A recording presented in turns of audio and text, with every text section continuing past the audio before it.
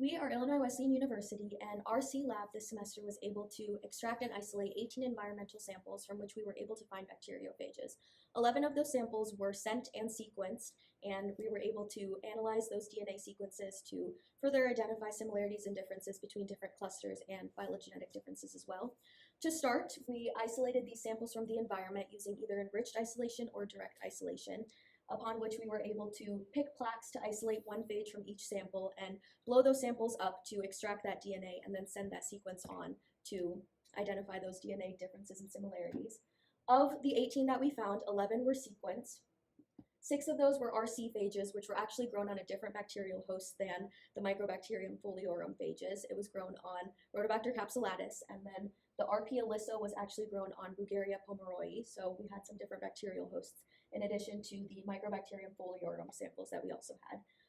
The locations of these samples varied, but generally they were found in Illinois, with one RC sample being found in Colorado, the RP sample was found in California, and then our Rixengupta was found in Massachusetts. So there was some differences between that as well. For MF morphologies, we see that Ehrenjaeger and Rixengupta are very similar in their capsid diameter, tail length, genome size, and GC content.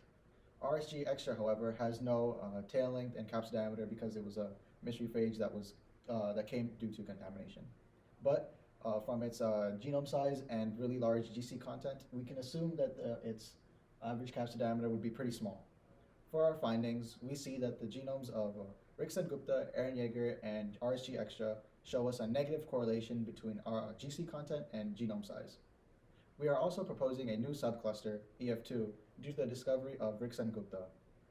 Also, we were able to successfully design primers to detect phages that belong in the clusters EE, EF1, EF2, and ED2.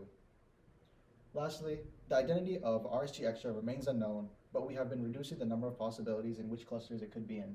Moving on, of the 6 RC phages that we isolated, 5 of them are in cluster D, 1 of them is in cluster C, and 1 of them is an RP phage.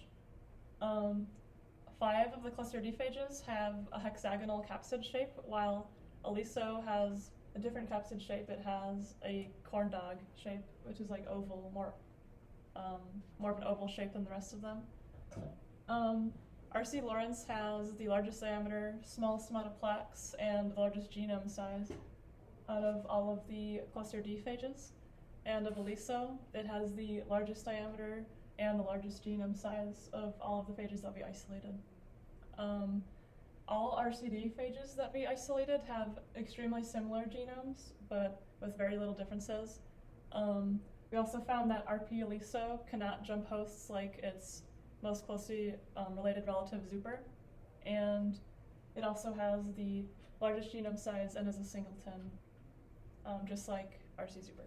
So our 2 split tree maps here that we have, on the top is the Microbacterium filarium map, on the bottom is the Rhodobacter capsulatus map, and we've also included RP Aliso on that map, seeing as its closest relative is RC Zuper.